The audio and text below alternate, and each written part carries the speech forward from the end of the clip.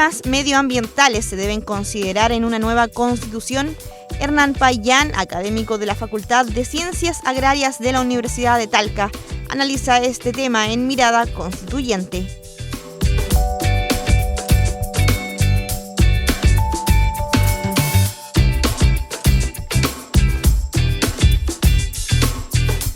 El entorno en la ciudad es importante, ¿no es cierto?, para las personas que viven.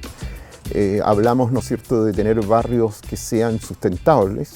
Hablamos, ¿no es cierto?, hoy día de que en muchos de nuestros barrios, ¿no es cierto?, no existe una plaza que permita que los vecinos se puedan encontrar, que haya un lugar de socialización, que haya un lugar donde los niños puedan jugar, por ejemplo, se puedan encontrar, donde los adultos mayores que viven, ¿no es cierto?, en estos barrios puedan tener un lugar donde encontrarse. Entonces eso ya es parte del entorno, es parte, ¿no es cierto?, de decir cómo estamos concibiendo la ciudad, su desarrollo, que permite que haya integración. Eso también es parte de la integración, que las personas, ¿no es cierto?, puedan tener una mejor calidad de vida.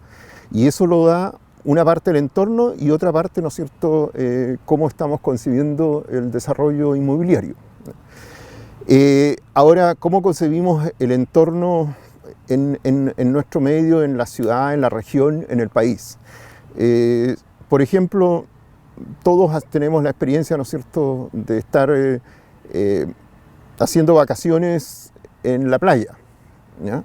Vamos, ¿no es cierto?, este año con muchas limitaciones por la pandemia, pero estamos, ¿no es cierto?, visitando la playa. ¿Y qué observamos cada vez que vamos a la playa? Observamos, ¿no es cierto?, de que lamentablemente ese entorno está totalmente descuidado.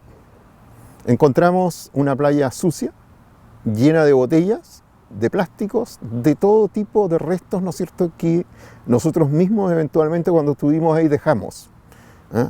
Entonces eso, y yo puedo hablar, digamos, por lo que he visto aquí en nuestra región, las municipalidades se esfuerzan y van a limpiar en la mañana temprano en algunas partes. Es bueno hacer el ejercicio y ir en la tarde a última hora cuando se fue toda la gente y ver cómo está de nuevo en comparación a lo que limpiaron en la mañana, cómo encontramos este entorno que mejora nuestra calidad de vida nuevamente, ¿no es cierto?, completamente lleno de desechos de todo tipo. Entonces, eso, ¿qué necesitamos ahí? Que los ciudadanos tomemos conciencia, y también me incluyo yo, ¿no es cierto?, de que todos los entornos, nosotros no somos los únicos que vamos a estar ahí, sino que vamos, utilizamos ese entorno, pasamos un momento agradable, pero cuidamos ese entorno. Dejamos limpio, y lo que hemos llevado para hacer nuestro picnic, ¿no es cierto?, lo llevamos de vuelta, todos los residuos, para reciclar esa basura, o llevarlo, ¿no es cierto?, a donde corresponde, pero no en la playa. Y esto se da en el río, esto se da en el parque, en los parques, ¿no es cierto?, nacionales, en las reservas, en todos lados donde estamos pasando un rato agradable o queremos pasar un rato agradable, estamos siempre encontrando residuos de alguien que pasó antes que nosotros. Entonces, eso es algo que yo creo que hay que hacer un trabajo en todas las personas, y eso comienza primero por la primera escuela y la escuela básica, que es la casa. La familia es la escuela básica de todos nosotros. Los hábitos que en la familia recibimos vamos a seguir manteniendo en nuestra vida. Segundo, la escuela normal, ¿no es cierto?, la escuela básica, el sistema educacional hace su contribución, pero obviamente en alguna parte se pierde esto. ¿Por qué caemos nuevamente en ello? Porque a veces pensamos que, bueno, esto no es mío, y como no es mío, yo no lo cuido, digamos. Pero ese es un patrimonio común, y ahí quiero ir, ¿no es cierto?, la importancia que tiene el patrimonio común, esta casa común.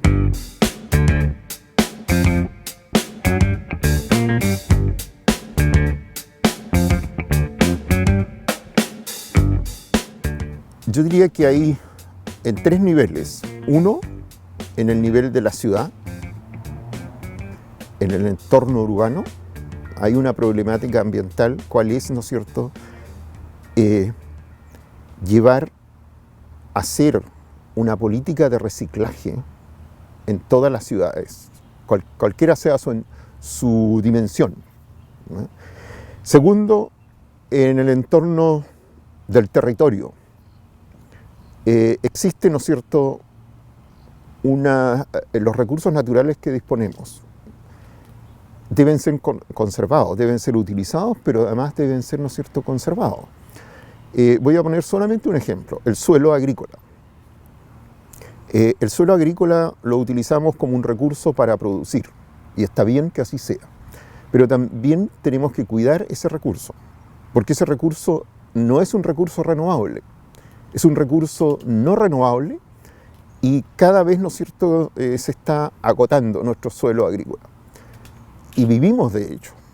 Entonces ahí hay un espacio, hay un área que no está hoy día lo suficientemente protegida desde el punto de vista legal. Si bien, ¿no es cierto?, en la Constitución actual existe algunos indicios al respecto, creo que eso debiera quedar, ¿no es cierto?, en la nueva Carta Fundamental zanjado. ¿Cómo protegemos este recurso productivo, pero que a la vez, ¿no es cierto?, necesitamos que se mantenga no en esta generación ni en las siguientes 2, sino en los siguientes 1000 años tengamos el mismo suelo productivo? Y para eso tenemos que abordar, ¿no es cierto?, en esta Carta Fundamental, en este contrato social que es la Constitución, se debe abordar ese tema.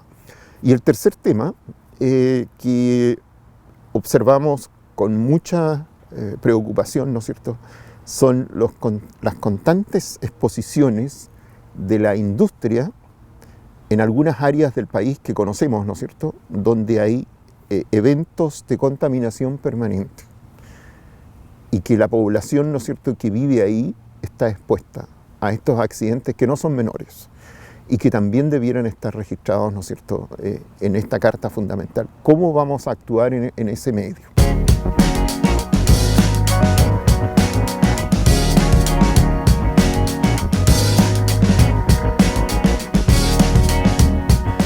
La actual Constitución, en su artículo 19, que son los derechos y deberes de los ciudadanos, dice, ¿no es cierto?, y lo voy a leer textualmente, en su inciso 8, dice textualmente: el derecho a vivir en un medio ambiente libre de contaminación. Es deber del Estado velar para que este derecho no sea afectado y tutelar la preservación de la naturaleza. La ley podrá establecer restricciones específicas al ejercicio de determinados derechos o libertades para proteger el medio ambiente. Eso es lo que está en nuestra actual Constitución. Al parecer, eso no es suficiente respecto de los casos que comentaba yo anteriormente. O sea, debe haber, ¿no es cierto?, algo más. Así como existe en la actual Constitución y en la nueva probablemente también va a estar eso plasmado, una descripción sobre el derecho de propiedad, ¿no es cierto?, sobre otros derechos en la Carta Fundamental, también debe estar el derecho a tener un entorno sano, a proteger el medio ambiente, pero con definiciones claras, ¿no es cierto?, de qué vamos a proteger. ¿Qué vamos a proteger? ¿Vamos a proteger las aguas subterráneas, las aguas superficiales? Vamos a protegerlo porque es un bien, ¿no es cierto?, de uso público, al cual deben tener derecho todos. Vamos a proteger el suelo, el bosque nativo, ¿no es cierto? O sea, todo eso es el medio ambiente. En consecuencia, eso debiera quedar, ¿no es cierto?, más explícito, sin desmedro de que posteriormente va a haber una ley, ¿no es cierto?, que va a regular eso. Nosotros tenemos leyes actuales. Está la ley del bosque nativo, que existe, ¿no es cierto?, de cómo conservar el bosque nativo, etc.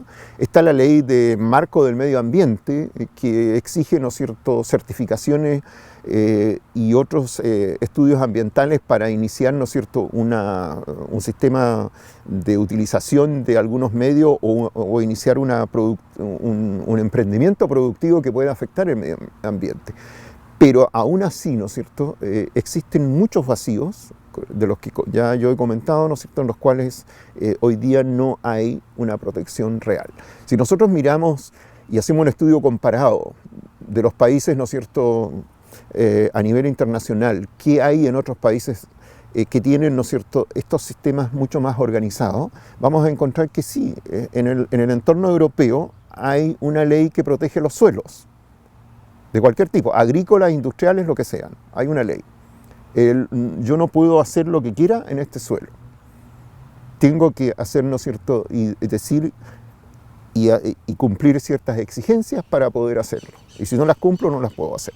Y obviamente existe una acción punitaria si yo rompo eso.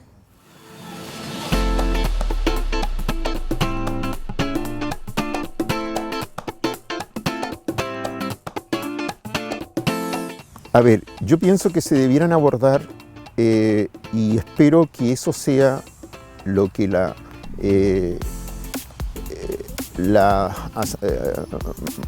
los integrantes, ¿no es cierto?, de la Asamblea Constituyente decidan, de que ojalá los ciudadanos puedan participar.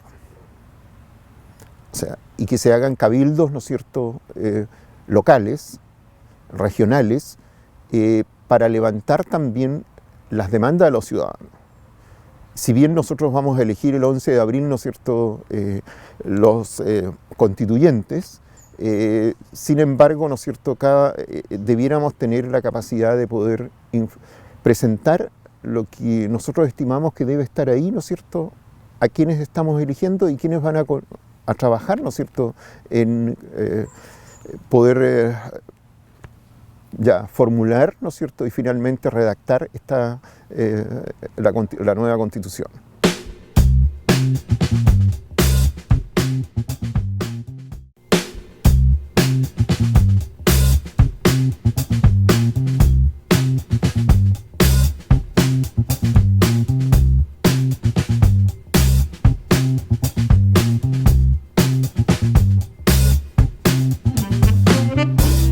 El Estado, ¿no es cierto?, tiene que promover y generar los mecanismos de control, pero además de control, de incentivos. O sea, yo soy de quienes piensan que las personas no tienen que ser controladas, sino que las personas deben ser incentivadas a realizar acciones que van en el bien común. Y una de las acciones que van en el bien común, ¿no es cierto?, es que nosotros protejamos los suelos, porque el suelo es un bien común. Obviamente, quienes son dueños de un suelo, ¿no es cierto?, tienen un derecho de propiedad, pero en definitiva, ese derecho de propiedad está sujeto a un derecho superior que es, ¿no es cierto?, el bien común.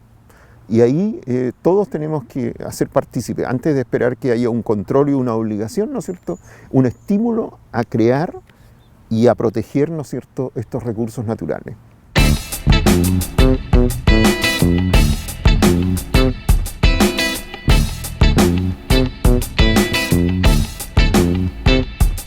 Bueno, nosotros tenemos, ¿no es cierto?, una división de poderes en el Estado, ¿no es cierto? Está, por un lado, la Presidencia de la República, el Poder Ejecutivo, ¿no es cierto? Por otro lado está el Poder Legislativo y el Poder Judicial. Son los tres poderes, ¿no es cierto?, que tenemos en el país. Cada uno tiene sus funciones. La pregunta que hoy día nos tenemos que hacer es, ¿queremos tener un Poder Ejecutivo tal cual como lo conocemos? Donde solamente el Presidente de la República, quien representa al Poder Ejecutivo, tiene la iniciativa, ¿no es cierto?, de proponer proyectos de leyes. El Parlamento no lo puede hacer. y hemos visto las experiencias de los últimos tiempos, ¿no es cierto? Solamente lo puede hacer a través de reformas constitucionales, ¿no es cierto? Ejemplo, el 10%. ¿Ah? Y aún así, ¿no es cierto?, no ha sido del todo feliz eso, y hay un órgano, ¿no es cierto?, que puede evitar eso, ¿no es cierto?, que es el Tribunal Constitucional, y se puede apelar. Entonces, yo creo que ese balance de poderes tiene que cambiar. ¿Ah? Ahora, ¿cómo va a cambiar? En eso, ¿no es cierto?, yo no soy especialista, para eso hay especialistas en ello, pero ese balance de poderes debe cambiar para que todos se sientan representados. Y de esa forma nosotros pensemos que nuestros parlamentarios, diputados y senadores en el nivel del Parlamento, ¿no es cierto?, que lo elegimos, están haciendo sus funciones. Porque si no, existe, ¿no es cierto?, la otra observación, que ellos no hacen nada.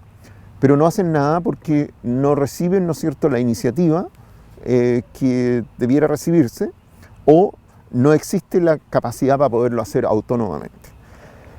Y en el nivel local, yo creo que también hay que hacer un cambio.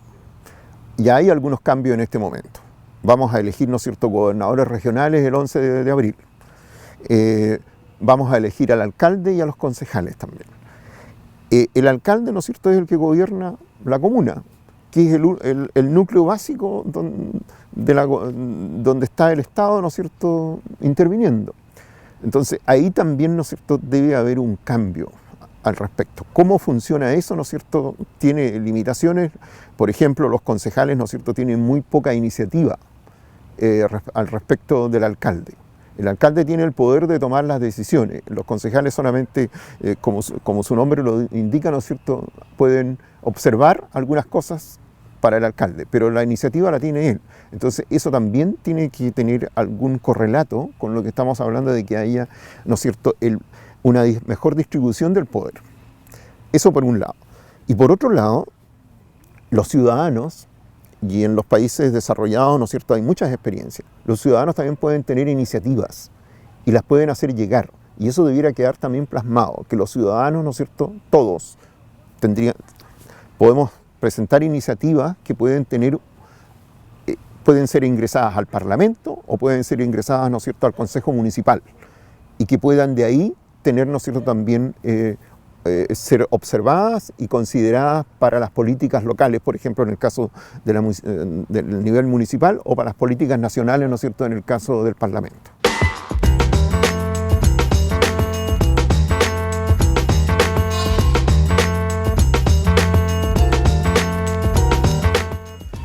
El tema de la crisis climática, lo que podemos y lo que tenemos, lo que tiene que hacer el país, ¿no es cierto?, son políticas públicas que, vuelvo a ello, que permitan aminorar y en algunos casos, ¿no es cierto?, mejorar los efectos de ello. Uno, nosotros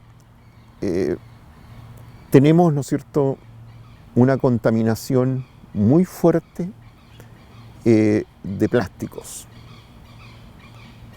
¿Qué tiene que ver el plástico con la crisis climática? Tiene que ver mucho, digamos. En definitiva, estamos contaminando las aguas con microplásticos, está contaminado el océano con microplásticos, y últimamente existen, ¿no es cierto?, ya informaciones de que en algunos alimentos estaría eventualmente presentes los microplásticos. Por lo tanto, ese elemento que es tan valioso, que es el plástico, para envolver alimentos, es un tema crítico hoy día. ¿Y qué tiene que ver eso con la crisis climática? Obviamente tiene que ver mucho. Nosotros, en la medida que dejemos de usar materiales que no son reciclables, lo que vamos a estar es contribuyendo a aumentar el calentamiento global. Y ese es, ¿no es cierto?, nuestro desafío. El desafío es que no podemos superar los 2 grados de temperatura en el planeta, porque si no vamos a afectar terriblemente, ¿no es cierto?, una serie de procesos, tanto en el océano como, ¿no es cierto?, en el ambiente. Y eso que nosotros observamos hoy día, ¿cómo lo reducimos eso? ¿Cómo evitamos el calentamiento? Yo mencionaba hace un minuto atrás, ¿no es cierto?, el reciclaje. todos los materiales orgánicos, si nosotros reciclamos eso, esos materiales lo que estamos haciendo es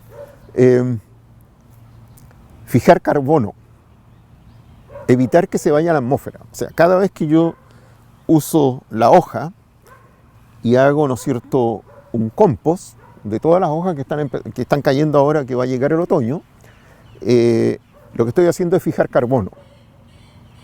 Y lo que estoy haciendo es volverlo al suelo.